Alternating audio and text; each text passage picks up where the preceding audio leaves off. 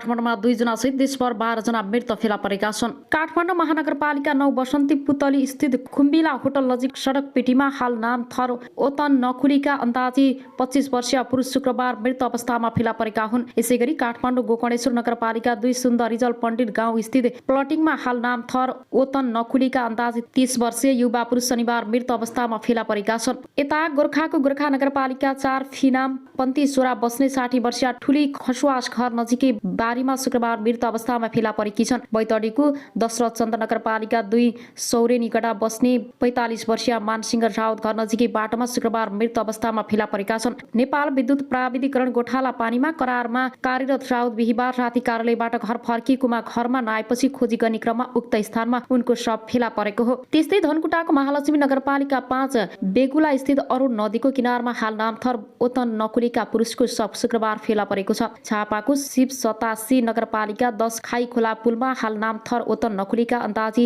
50 वर्षीय पुरुष शनिबार मृत अवस्थामा फेला परेका छन्। त्यसैगरी खोटाङको दितेल रूपकोटमा मजुवागढी नगरपालिका 3 बामराङ बस्ने 46 वर्षीय होम प्रसाई राई घर नजिकै बाटोमा शनिबार मृत अवस्थामा फेला परेका छन्। गत बुधबार जडीबुटी खोज्न भनी आफ्नै घरदेखि जंगलतर्फ हिँडेका उनी घर फर्किन आएपछि खोजी गर्ने क्रममा उनको शव फेला परेको हो। तेह्रथुमको छत्थर गाउँपालिका 3 बास मेरी बस्ने 64 वर्षीय फुलमाया सार्की घर नजिकै सामुदायिक जंगलमा शनिबार मृत अवस्थामा फेला परेकी छिन्। शुक्रबार बिहान फाक्चा मारा जान्छु भनी हिँडेकी उनी घर फर्की नआएपछि खोजी गर्ने क्रममा उक्त स्थानमा उनको शव फेला परेको हो। उता सङ्खुवासभाको 5 पखन नगरपालिका 6 स्थित तिलबारी डाँडा जंगलमा हाल नामथर ओतन नकुलीकी अन्दाजी 65 वर्षीय महिला शनिबार मृत अवस्थामा फेला परेकी छिन्। सल्यानको शारदा नगरपालिका 8 माल डाँडा बस्ने 63 वर्षीय तेजबहादुर कुँवर घर नजिकै गोरेटो बाटोमा शनिबार मृत अवस्थामा फेला परेका छन्। गत माघ 16 गते घरबाट निस्केका उनी घर फर्किन आएपछि खोजी गर्ने क्रममा उक्त स्थानमा उनको शव फेला परेको हो। लमजुङको बेसी सहर नगरपालिका 11 ओडार बस्ने 46 वर्षीय टेक निधि तिवारी आफ्नै घर नजिकै नालामा शनिबार मृत अवस्थामा फेला परेका छन्। सप्तरीको सप्तकोशी नगरपालिका 1 पारुङ्ग चौकी स्थित निर्माणाधीन घरमा हाल नाम थर ओतन नकुलीका अन्दाजी 55 वर्षीय पुरुष शनिबार मृत अवस्थामा फेला परेका छन्।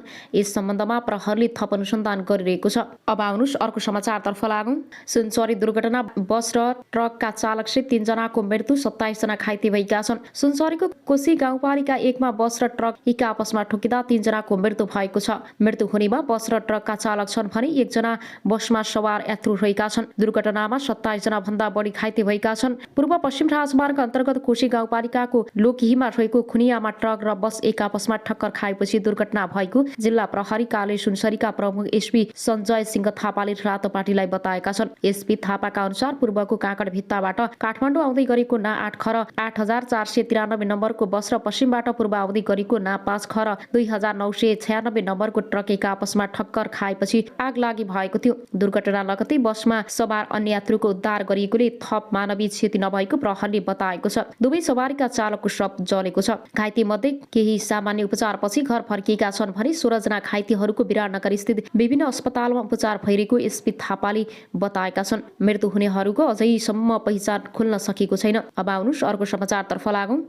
उनीहरूको सहमतिका लागि छलफल गर्ने भन्दै सन्देश चौधरीले दुवै पक्षलाई बोलाएका थिए, तर त्यहाँ भने दुवै पक्षको झगडा हुँदा मिलाउन भनी दुवै पक्षलाई उपस्थित गराएका सन्देश चौधरीले नै पिटाई खाएका छन्। पछि प्रहरी पुगेपछि मन्जु र अजय भागेको बताएको छ। अजयकी श्रीमती पनि त्यहाँ पुगेपछि उनीहरूको झगडा भएको सन्देशले बताएका छन्। निकै संख्यामा प्रहरी पुगेपछि उनीहरू त्यहाँबाट भागेको बताएको छ, तर अजयकी श्रीमती तथा अन्य स्थानीयहरूले भने त्यहाँबाट उनीहरूलाई सन्देशले नै भगाएको आरोप लगाएका छन्। उक्त स्थानमा झगडा हुँदा सन्देशले पनि निकै कुटाई खाएका छन्। मन्जु र अजयकी जेठी श्रीमती बीच झगडा भएको बुझिएको छ। त्यस्तै क्रममा अजय र मन्जु भागेपछि भने सन्देशले उनीहरूलाई भगाएको भन्दै स्थानीय महिला र अजयकी जेठी श्रीमतीले सन्देशलाई कुटपिट गरेको बुझिएको छ। ती महिलाहरूले अजय र मन्जुसँग सन्देशको मात्र सम्पर्क हुनु र सन्देशले बोलाउँदा उनीहरू जहाँ पनि आउने भएकोले सन्देशसँग उनीहरू सम्पर्कमा नै रहेको र अहिले पनि उनीहरूलाई सन्देशले नै भगाएको हुन सक्ने उनीहरूको आशंका गरेका छन्। घटना प्रहरीसम्म यसअघि नै पुगिसकेकाले सन्देशले एक्लै दुवै पक्षलाई एउटा होटलमा बोलाउन सहमति गराउन खोजेकोमा स्थानीयहरूले सन्देश प्रतिने आशंका गरेका छन्। दुई पक्षलाई पनि निकै पछि मात्र भेट गराएको उनीहरूले बताएका छन्। यसअघि स्थानीयहरूले मन्जुसँग उनका श्रीमानको पहिलेदेखि नै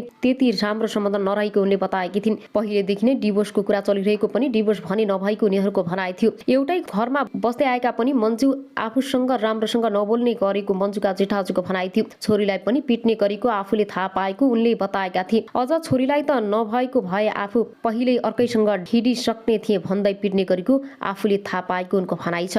अब आउनुहोस् अर्को समाचारतर्फ लागौं। एमसीसी प्रधानमन्त्रीलाई राख्यो नयाँ प्रस्ताव। अमेरिकाले आर्थिक सहायता परियोजना मिलेनियम च्यालेन्ज कन्फ्याक्ट एमसीसी बारे नेपालसँग नयाँ प्रस्ताव अघि सारेको छ। अमेरिकाका लागि नयाँ नेपाली राजदूत श्रीधर खत्री मार्फत प्रधानमन्त्री शेरबहादुर देउवालाई नयाँ प्रस्ताव अघि सारिएको हो। नेपालका राजदूत खत्री र एमसीसीका प्रतिनिधिहरूले बालुवाटारमै भेटेर यो सम्झौतामाथि छलफल गर्न 5 जनाको टिम बनाउने प्रस्ताव पठाएका हुन्। उक्त प्रस्ताव अनुसार एमसीसीका तर्फबाट 2 जना एमसीसीका विरोधी 2 जना र 1 जना मध्यस्थकर्ता गरी 5 जनाको टोली बनाइनेछ। 5 जनाको टोलीबीच सहमति जुटी एमसीसीलाई अघि बढाउने निर्णय गरिनेछ। यदि सहमति नजुटी प्रक्रिया अनुसार अर्को निर्णय गरेर जान सकिने प्रस्ताव गरिएको स्रोतले जनाएको छ। एमसीसीले 2 जना प्रतिनिधि आउनेछन्। 2 जना 5 दलीय गठबन्धनबाट नै दिनुपर्ने प्रस्ताव गरिएको रहेछ। स्रोतले नेपाल खबरसँग भन्यो 1 जना सरकारका तर्फबाट समन्वयकर्ता राखेर छलफल गरौँ भन्ने भएको छ। त्यो प्रस्ताव आएपछि प्रधानमन्त्री देउवाले बुधबार बिहान र साँझ 2 चरणमा माओवादी केन्द्रका अध्यक्ष पुष्पकमल दाहाल प्रचण्ड र नेकपा एकीकृत समाजवादीका अध्यक्ष माधव कुमार नेपालसँग संशोधन गर्नुपर्ने बुदा मागेको स्रोतले जनाएको छ। एमसीसीका अधिकारीबाट राजदूत हुँदै छलफल गर्ने टोली बनाउने र त्यही सहमति खोज्ने प्रस्ताव आएको रहेछ। स्रोतले नेपाल खबरसँग भन्यो त्यही प्रस्ताव अनुसार देउवाजीले प्रचण्ड र माधवजीलाई बालुवाटारमा बोलाएर एमसीसीमा संशोधन गर्ने बुदा माग्नु भएको छ। त्यसो हुँदा एमसीसी सम्झौतालाई कुनै हालतमा संसदमा लग्न नहुने भन्दै विरोधमा रहेका माओवादी केन्द्र र नेकपा एकीकृत समाजवादी पार्टीबाट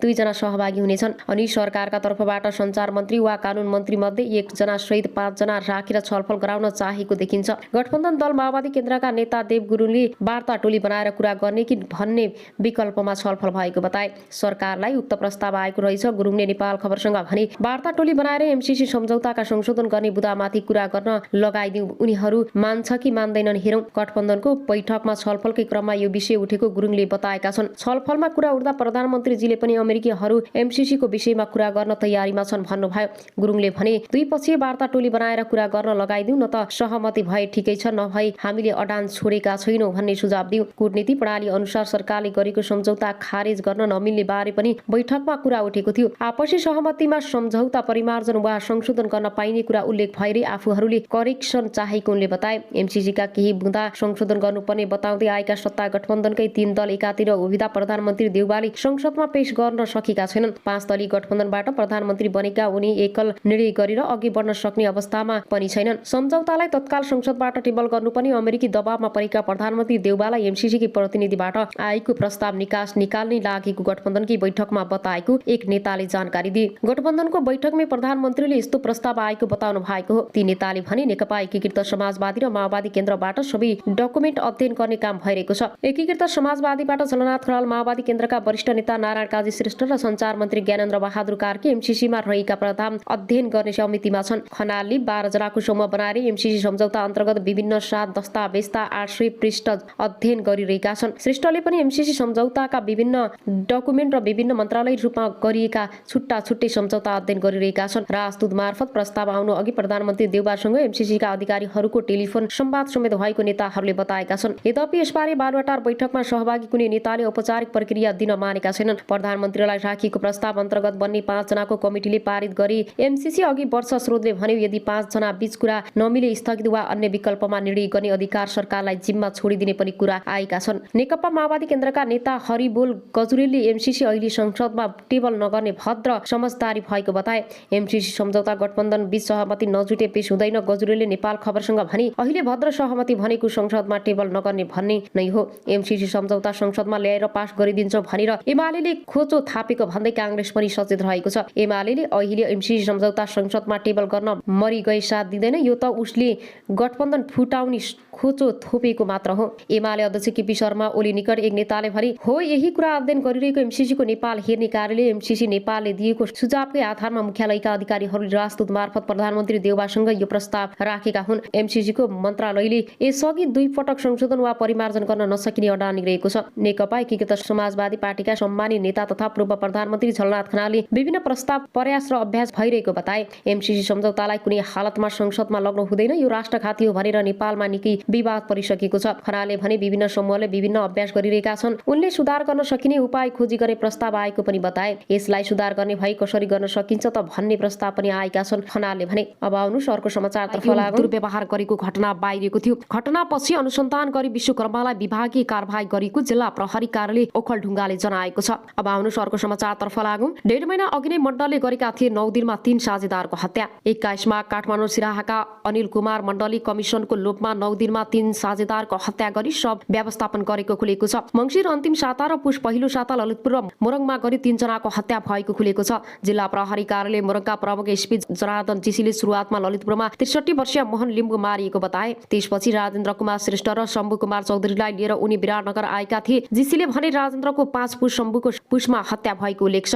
ललितपुरको थेचोलो गोदामका लागि भन्दै लिएको घरमा हत्या गरेकै दिन मण्डल दुवैजनालाई लिएर विराटनगर गएको जीसी बताउँछन्। ललितपुरमा लिम्बूको हत्या गरेको 7औं र 9औं दिनमा विराटनगरमा थप 2 साझेदारको हत्या गरेर उखुबारीमा शव व्यवस्थापन गरिएको प्रहरीले बताएको छ। ललितपुरमा डोरीले घाँटीमा कसेर लिम्बूको हत्या गरेको पाइएको प्रहरी बताउँछन्। त्यसको व्यवस्थापनका लागि घर पछाडि खाल्डो खनेर शव राखेर माथिबाट ढलान गरिएको पाइएको छ। महानगरीय अपराध अनुसन्धान महाशाखाका प्रमुख एसपी वसन्त बहादुर कुँवर भन्छन्, सूचना प्राप्त नभएसम्म नभेटिने गरी शव लुकाएको रहेछ। एसपी जीसीका अनुसार विराटनगरमा राजेन्द्रलाई धनपाल धान गाउँपालिका 7 स्थित कमलपुरमा जाने नहरमा उस्तै शैली प्रयास गरी हत्या गरिएको थियो। यो उनको शव भेटिएको कुबारीबाट 100 मिटर उत्तरमा पर्छ। चौधरीलाई चाहिँ शव भेटिएको स्थानबाट 100 मिटर दक्षिणमा हत्या गरेको खुलेको जीसी बताउँछन्। प्रहरीका अनुसार घटनामा संलग्न मध्ये मुख्य योजनाकार मण्डल सहित मोरङका